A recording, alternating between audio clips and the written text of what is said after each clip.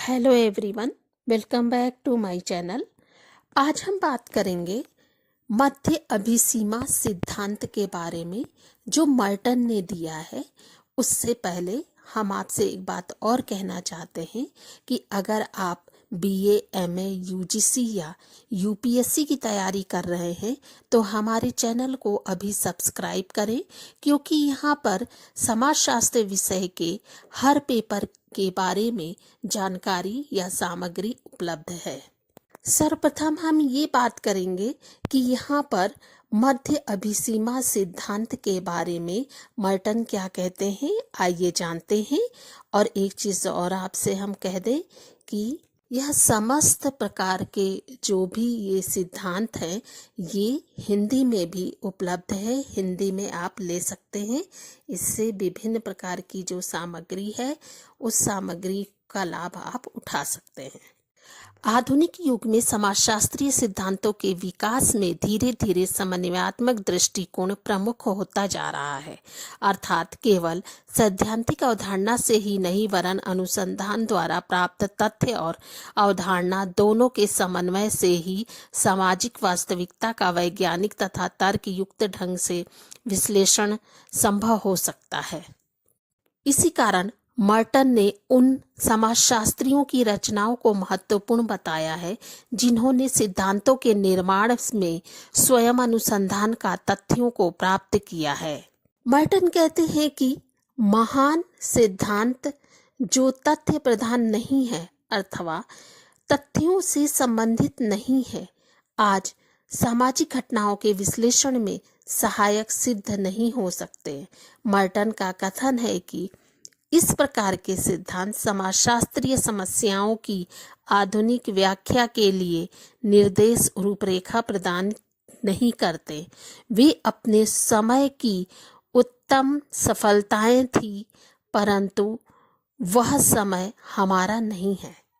मध्यवर्ती सिद्धांत की व्याख्या करते हुए मर्टन ने लिखा है कि नित्य प्रति के अनुसंधानों में बहुतायत से विकसित होने वाली मामूली कार्यवाहक उपकल्पनाएं तथा एक महान अवधारणात्मक योजना का निर्माण करने वाली केवल मात्र कल्पनाओं के मध्य के सिद्धांत हैं। अर्थात एक ओर तो अनुसंधान से प्राप्त उपकल्पनाएं हैं तथा दूसरी ओर शुद्ध कल्पना मात्र है। इन दोनों के बीच की स्थिति मध्यवर्ती सिद्धांतों की है। इसका तात्पर्य यह है कि मध्यवर्ती सिद्धांत अंतिम नहीं होते वरन सामयिक दृष्टि से महत्वपूर्ण होते हैं। यह समाज विशिष्ट और काल विशिष्ट से संबंधित होने के साथ साथ तथ्ययुक्त होते हैं, केवल मात्र अवधारणात्मक अथवा कल्पनात्मक नहीं होते। कुछ लोग केवल मात्र उपकल्पनाओं को ही सिद्धांत मानने की गलती कर बैठते हैं और कुछ केवल आडंबरपूर्ण विस्तृत तथा काल्पनिक कथनों को ही सिद्धांत स्वीकार कर लेते हैं। मर्टन की दृष्टि में समाजशास्त्रीय सिद्धांत तार्किक रूप से परस्पर संबंधित अवधारणाओं को व्यक्त करता है जो तथ्य युक्त भी है।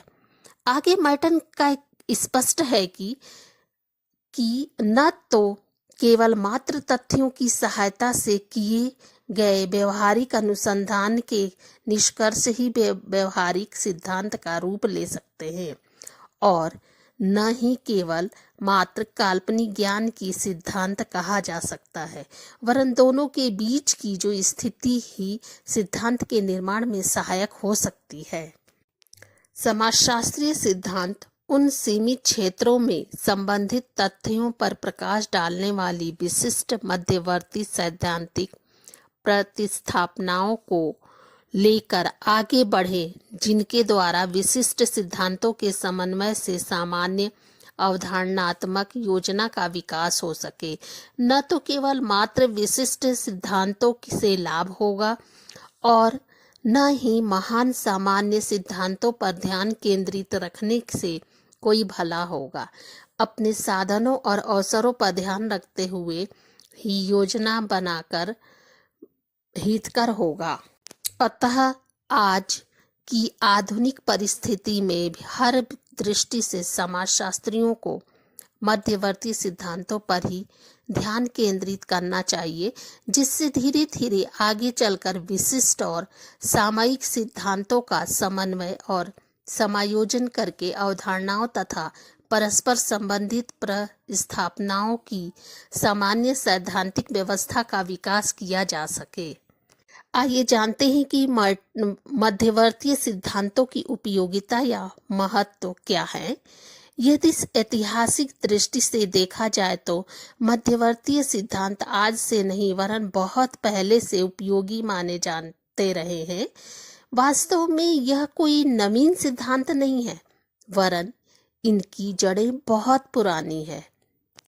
कार्ल मैनहीम, लुई मारिस, जिनबर्ग, मिल दुर्खिम, सोरोकिन आदि समाजशास्त्रियों ने भी इनको उपयोगी मानकर अपनी सहमति प्रदान की है।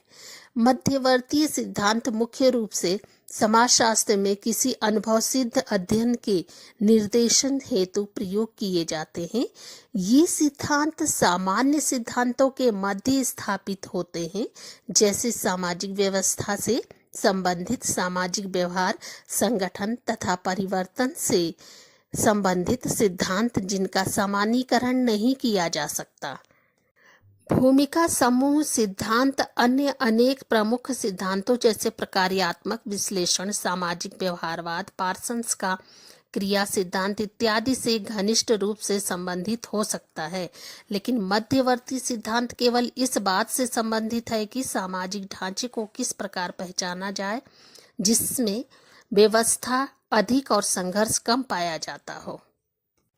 प्रारंभ में सामान्य और विस्तृत समाजशास्त्रीय सिद्धांतों को स्थापित करने का प्रयास किया गया। प्रत्येक विचारक में संपूर्ण सामाजिक व्यवस्था को आधार मानकर सिद्धांतों का निर्णय किया, जैसे स्पेंसर का सिद्धांत। लेकिन बाद में समाजशास्त्रीय विचारधारा में एक निश्चित ढांचे की आवश्यकता अनुभव की जाने लगी। इसी के परिणाम स्वरूप वैज्ञानिक सिद्धांतों की कसौटी के आधार पर समाजशास्त्रीय सिद्धांतों की दो प्रमुख श्रेणियों का विकास हुआ: संपूर्ण समाजशास्त्रीय व्यवस्था से संबंधित सिद्धांत तथा मध्यवर्ती सिद्धांत।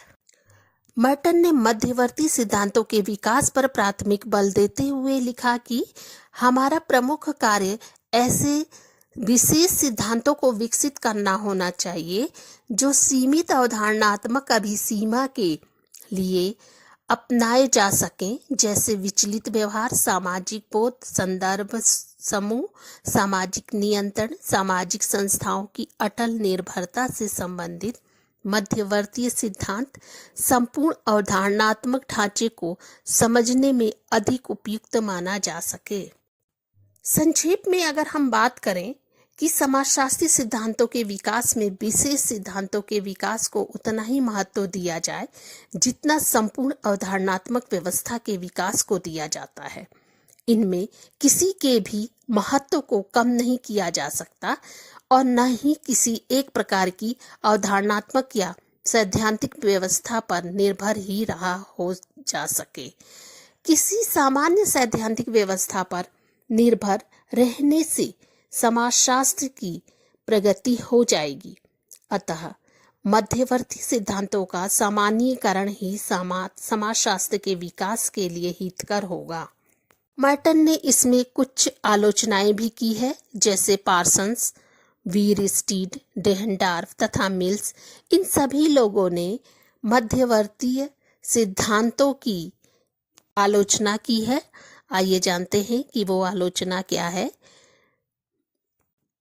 मर्टन ने इसका उत्तर देते हुए स्पष्ट रूप से कहा है कि ये सिद्धांत अनुभव सिद्ध परिणामों को एकत्रित करके उन्हें समन्वित करते हैं और महान सिद्धांत निर्णय की दिशा में अग्रसर होते हैं। जैसे मर्टन ने संदर्भ समूह सिद्धांत के अंतर्गत भूमिका समूह को लेकर प्रस्तुत किया। उनके शब्दों में मध्यवर्ती सिद्धांत अनुभव सिद्ध परिणामों का अपखंड नहीं करते हैं, अपितु संगठित करते हैं। मैंने उदाहरण के लिए संदर्भ समूह के सिद्धांत में यह दिखाने का प्रयास किया है। इस प्रकार मध्यवर्ती सिद्धांतों का अपना एक विशेष स्थान या महत्व है। इनकी सामान्य तथा संपूर्ण अवधारणात्मक व्यवस्था के निर्णय में एक माध्यम के रूप में स्पष्ट उपयोगिता है। यह सिद्धांत संपूर्ण सैद्धांतिक व्यवस्था की स्थापना में एक महत्वपूर्ण आधार प्रस्तुत करते हैं।